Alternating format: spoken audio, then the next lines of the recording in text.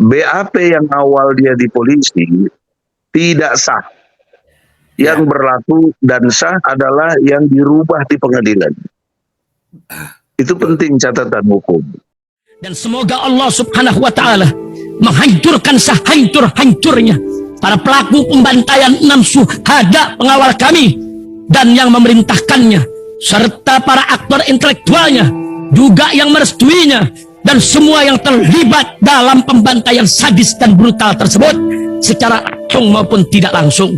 Allahumma dammirhum tadmira waqtulhum badada wala tughadir minhum ahada ya qawi ya matin ya muntaqim amin ya rabbal alamin. Allahu Akbar, Allahu Akbar. Baju koko Habaib Putih present Al Godi.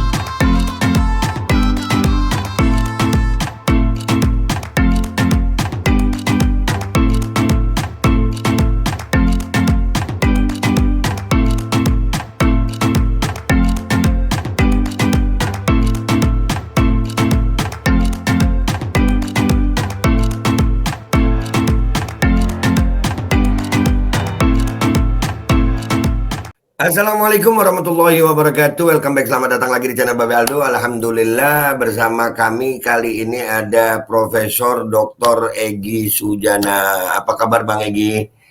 Baik, alhamdulillah. Babe Aldo yang dimuliakan Allah. Amin, insya Allah kita semuanya dimuliakan Allah dalam Islam dan iman. Amin. Amin. Bang Egy, sebelum kita masuk ke permasalahan kami ini, gimana keadaan di Jakarta? Karena saya 7 bulan nggak ke Jakarta ini. Bagaimana keadaan perpolitikan di Jakarta ini, Bang Edi? Yang terbaru kemarin beberapa tokoh kumpul di satu tempat oleh Tripilar GNPF, PA 212 sama persaudaraan Front Islam dari komunitas yang semua di bawah Habib Rizik lah kumpul. Insya Allah sudah merumuskan mosi tidak percaya kepada Presiden Jokowi. Nah, gitu. Jadi sudah skalanya sudah distrust. Nah, kalau sudah tidak percaya pada sesuatu kan kita nggak mungkin lagi mau taat kepada yang kita tidak percaya. Benar Bang, benar. Kepada Allah saja kan pendekatan kita percaya, iman. Karena kita percaya, yakin betul kepada Allah, maka kita samina wa ata'na. Benar Bang. Nah, dalam berbangsa bernegara kita sudah menyatakan musi tidak percaya. Dan seruan jihad untuk melawan kebanyak kesoliman yang terjadi. Mungkin termasuk yang di Jember nih. Kalau saya nggak tahu apa inti masalahnya nih. Iya, baik Bang. Izinkan saya minta pendapat Bang Egy dari sebuah peristiwa hukum yang menimpa saudara kita Kiai Fahim Mawardi, Bang. Oh, jadi gitu. di awal Januari, ini kronologi singkatnya aja Bang. Di awal Januari Kiai Fahim itu di bulan Januari ya pokoknya ditahan dengan tuduhan Januari tahun ini ya. Iya, tahun 2023 Bang. Jadi ditahan dengan tuduhan pencabulan. Oh gitu. Ya, korbannya itu dari mulai 11 sampai akhirnya 4. Ya. Dan itu pemberitaan media massa sangat masif pada saat itu Bang. Akhirnya membuat saya ya seperti yang Abang tahu nih, 7 bulan akhirnya pindah ke Jember untuk ngawal kasus ini. Karena kalau cuman kita dengar aja kan kita nggak tabayun, kita nggak tahu faktanya Bang. Masya Allah. Itu jihad tersendiri buat Babe Aldo itu. Alhamdulillah Bang ya, karena memang mau gimana pun juga terlepas dari kelebihan atau kekurangannya Kiai Fahim, kebenaran adalah kebenaran, itu menurut saya. Jadi saya harus. Oke. Sekarang saya dalami dulu ya dari info yang ada. Ya, sejak Januari dituduh pencabulan dari jumlah berapa? 11 tadi.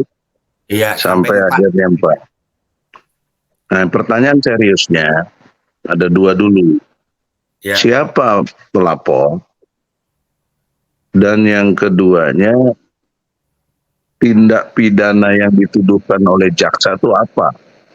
Siap. Atau Jadi- sebelumnya lapor ke polisi. Polisi mengkonstruk hukumnya dengan pasal berapa? Ya, itu pasal pencabulan, Bang. Yang saya tahu pasal pencabulan, saya nggak hafal undang-undangnya, cuman yang pasti pasal pencabulan. Ya, Jadi pencabulan pelapornya itu sepengetahuan saya tidak sampai sanksi 10 tahun. ada beberapa pasal yang dituduhkan itu, Bang. Diakumulasi ya? Menyangkut anak di bawah umur. Diakumulasi ya? Iya, Iya. apa istilah hukumnya jungto ya, Bang ya? Ya, jungto. Iya. Nah, pelapornya siapa tadi? Istrinya? Istrinya, Bang. Itu yang membuat kami curiga. Ya kan kalau pelapor itu lazimnya saksi korban atau yang jadi korban. Sekaligus dia jadi saksi. Nah, kalau dari tingkat pelaporan aja sudah cacat, prosedur penegakan hukum ke depannya juga jadi cacat. Iya. Maka kecacatannya ada dalam perspektif itu tidak mewakili rasa keadilan yang harus ditegakkan. Benar. Karena si istri apa dasarnya melaporkan? Apalagi dalam hukum Islam, percabulan itu lebih fokus kepada adanya 4 saksi. Itu qat'i ajaran Islam, nggak bisa dibantah-bantah.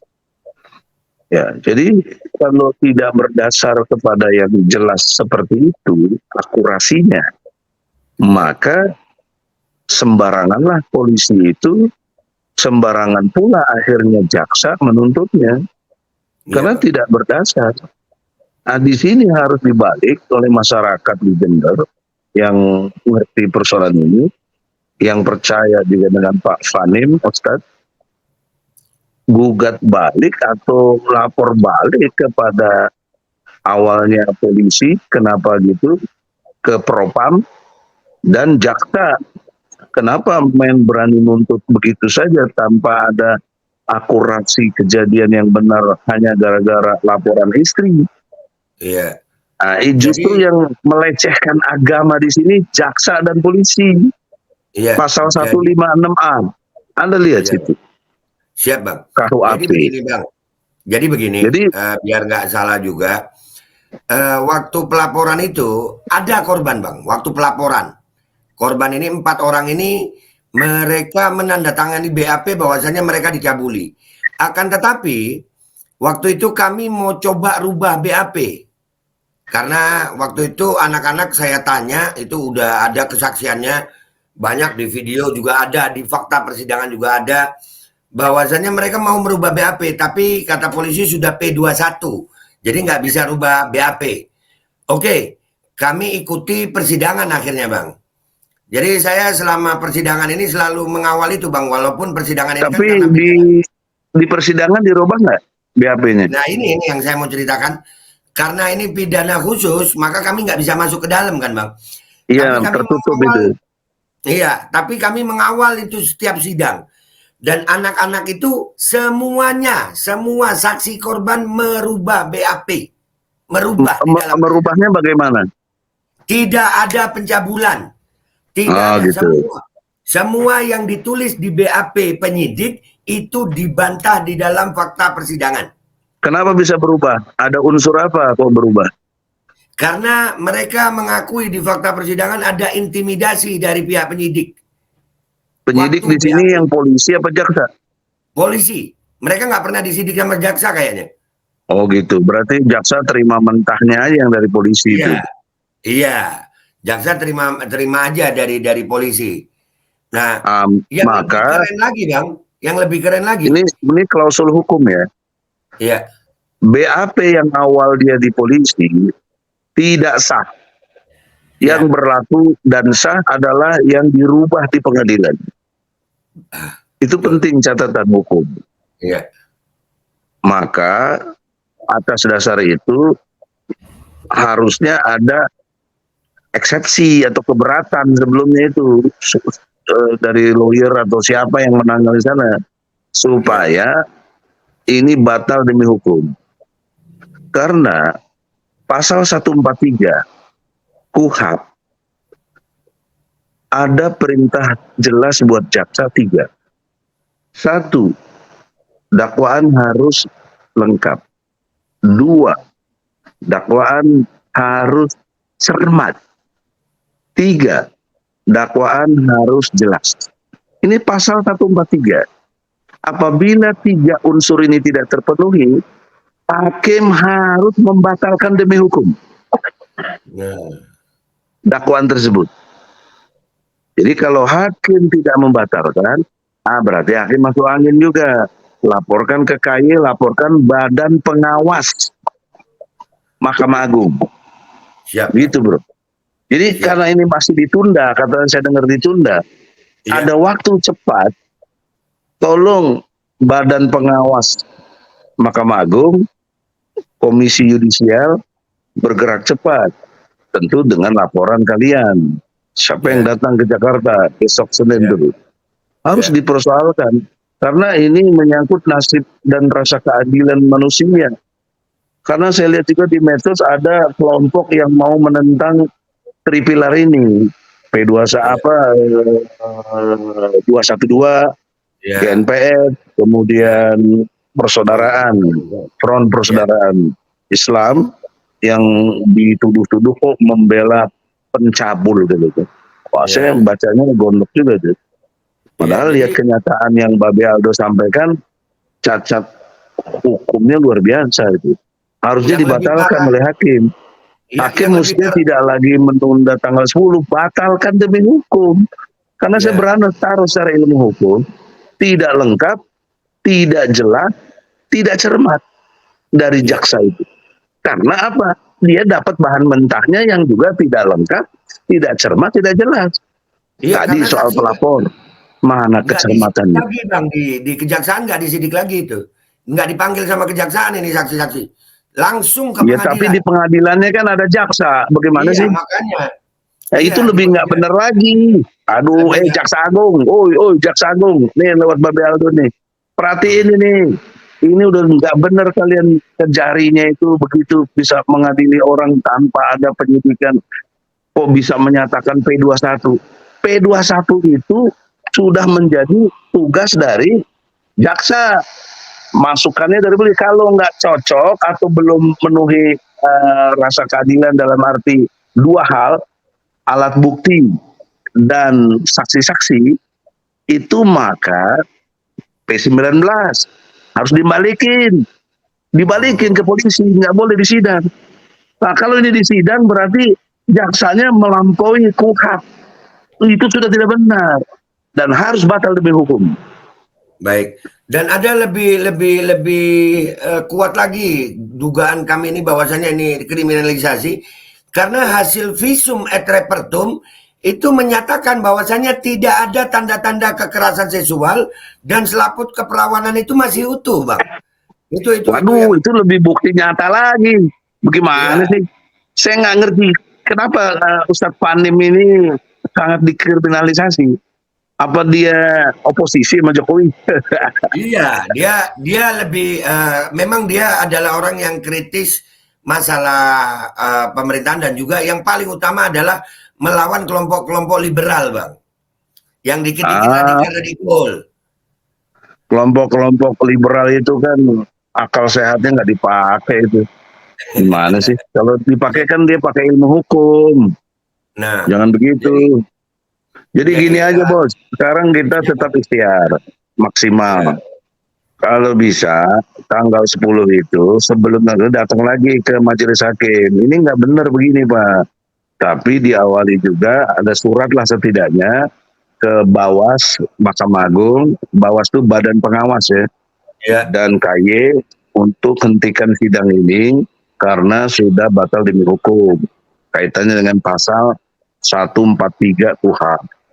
Nah kemudian kalian buat petisi rame-rame, terutama pesantren yang kiainya dikriminalisasi ini untuk nota protes harus betul-betul sesuai dengan penegakan hukum yang benar.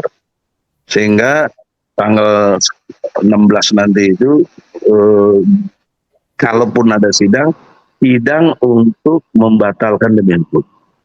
Iya. Kemudian yang kedua, kalian catat siapa polisinya di situ, siapa jaksanya. Kita buat laporan khusus polisi dan jaksa yang nggak benar itu. Iya. Itu Jadi yang penting. saya Dan mau juga laporan si istrinya itu, istrinya juga harus diproses tuh. Kenapa begitu deh? Masa dasar cemburu? Kalau cemburu kan harus ada dasar. Apalagi Islam harus ada 4 sakti. Nggak benar Iya, itu orang. yang sangat lucu Bang di fakta persidangan kan dihadirkan istrinya itu Bang. Iya. Jadi ditanya apakah pernah melihat pencabulan yang dilakukan terdakwa? Tidak pernah. Lalu bagaimana tahu kalau terdakwa ini mencabuli? Sering ngasih uang sama santri katanya. Nah, itu kan unlogic. Ngasih Iya. uang dengan menimbulkan perbuatan cabul kan nggak ada hubungannya. Bagaimana kalau dia ngasih uang karena orang santrinya butuh, dia sebagai kiai bertanggung jawab dengan penuh kasih sayang, kan nggak ada urusan pencabulan di situ. Nah, di sini Benar. ilmu logikanya nggak jalan itu. Benar. Nah, harusnya dengan keterangan dari si saksi istrinya itu, hakim juga harusnya menangkap dengan baik itu. Enggak, ini sidang nggak bener ini. Harusnya batalin, kan nggak jelas itu. Apa hubungannya ngasih uang dengan terjadi pencabulan? Nggak ada. Logikanya itu nggak ketemu. Itu namanya blow on.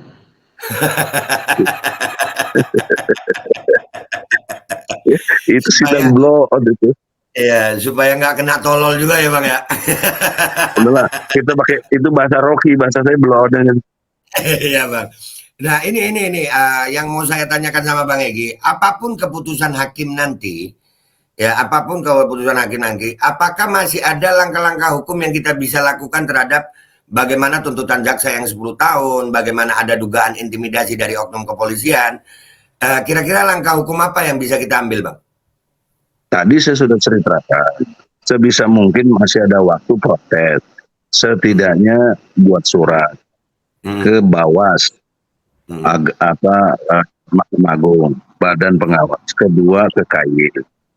Kemudian yang jaksanya ke Komisi Kejaksaan yang di tingkat pusat, negeri. Kemudian polisinya ke Propam. Nah, itu upaya hukum sah. Nah, kalau ternyata itu diabaikan juga, ya kita tingkat berikutnya nanti putusan hakimnya apa ya banding. Itu upaya hukum harus dibanding, jangan sampai enggak. Siap. Gitu. Siap Bang. Terima kasih Bang. Ada closing statement dari Abang, ini sangat membantu kami ini karena Abang seorang yang ahli dalam hukum ini Bang. Walaupun oposisi, tapi Abang kan memang bidangnya. Kalau saya ini kan cuma modal cinta aja terhadap ulama yang kami melihat, andai kata memang ada bukti Fahim ini melakukan pencabulan, maka kami juga tidak akan membela Bang. Cuman iya betul. saya... Nah, itu perlu digarisbawahi. Iya. Buat para pendemo yang mau mendemo GNPR, mau mendemo PA 212 dan FPI, maksudnya Front Persaudaraan Islam, tolong garis bawahi, Babe Aldo sangat benar, jika Ustadz Fanimnya memang berbuat cabul, tidak mungkin mau berbulan-bulan di Jember. Saya tidak juga mau komentar-komentar ngasih ilmu. Itu kalau keilmuan kita dimintai komentar kan bayarnya mesti mahal kita sebagai profesor. Siap. Nah, maka saran saya atau closing statementnya yang antum minta, tolong perhatikan surat An-Nisa. Antum ulang-ulang aja terus itu nanti. Ayatnya 135. Jungto Al-Maidah ayat 8. An-Nisa 135, Allah memerintahkan berlaku adilah meskipun kepada dirimu sendiri, ibu bapakmu, dan segala kerabat lainnya. Berlaku adilah, karena adil lebih dekat kepada takwa. Di Al-Maidah ayat 8-nya ditekankan Jangan kebencianmu kepada satu kaum membuat kamu berlaku tidak adil. Karena adil lebih dekat pada takwa. Itu begitu dua ayat itu. Keras sekali itu. Bahkan menurut pengetahuan saya, Anda bisa cek di Google, ayat 135 dari surat An-Nisa itu terpampang di masuk fakultas Harvard di Amerika itu. Sebagai satu panduan. Bayangkan orang kafir saja kagum dengan Al-Quran itu. Ya, nah ini di pesantren diperlakukan begitu. Hakim, jaksa, polisi pasti banyaknya agamanya Islam, tapi nggak perhatiin Al-Quran. Karena saya sedih, ini penting juga untuk dakwah nih. Menurut penelitian dari Monash University, 73% rakyat Indonesia tidak bisa baca Quran. Benar. 75% tidak sholat. Allah. Bagaimana bangsa Indonesia mau tercegah dari keji dan mungkar? Quran nggak dibaca, bahkan nggak dibaca, nggak ngerti, nggak bisa baca Quran. Tidak sholat. Sholat itu kan mencegah keji dan mungkar. Betul. Mana kita lihat pemerintah, Presiden Jokowi, tolong perhatiin ini, Anda presiden, tanggung jawab. Karena Anda harus menjaga tumpah darah seluruh Indonesia. Itu perintah Undang-Undang Dasar 45. Kemudian mensejahterakan umum seluruh rakyat Indonesia. Ketiga, mencerdaskan kehidupan bangsa. Keempat, menjaga ketertiban dunia. Itu tugas pokok presiden menurut pembukaan Undang-Undang Dasar 45 ayat keempat. Oleh karena itu, bagian dari mencerdaskan bagaimana kok rakyat Indonesia 73% nggak bisa baca Quran, tidak sholat.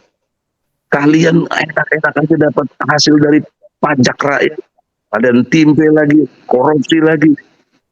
Rakyatnya nggak dijaga sholatnya. Bagaimana bangsa Indonesia mau baik? Terutama hakim tuh, jaksa tuh, perhatiin tuh, polisi.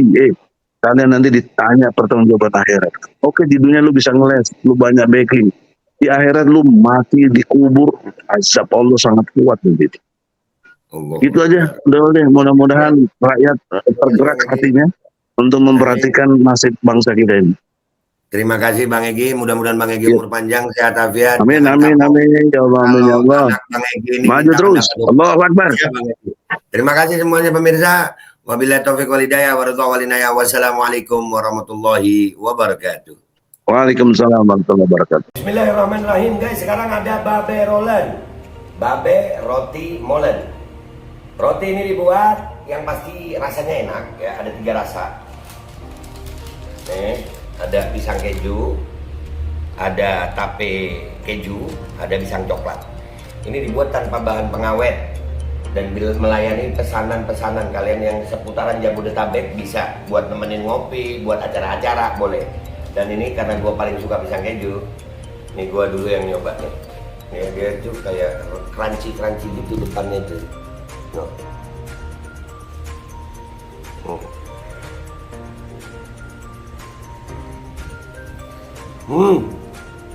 Lu tahu kerannya di depannya, terus di dalamnya empuk. Ya Allah. Udah nggak usah lama-lama, lu kalau kepingin langsung pesen aja, itu ada nomor WA-nya, nanti gua kalau cantumin, ada juga IG-nya, langsung pesen, murah. Ini cuman nanti dia tanya itu 35.000 kalau nggak salah, ya.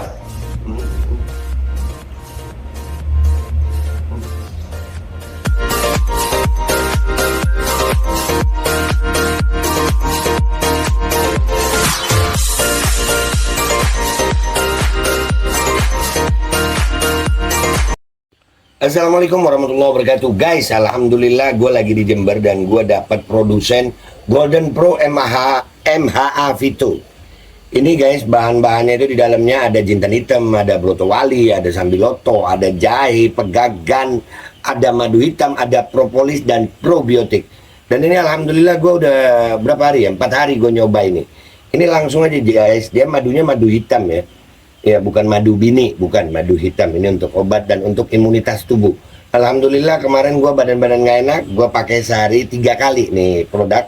Cuman ditetesin di bawah lidah kayak begini. Jangan lupa bismillah, tapi bismillah sama sholawat. Allahumma sholli ala sayyidina Muhammad dan sayyidina Muhammad.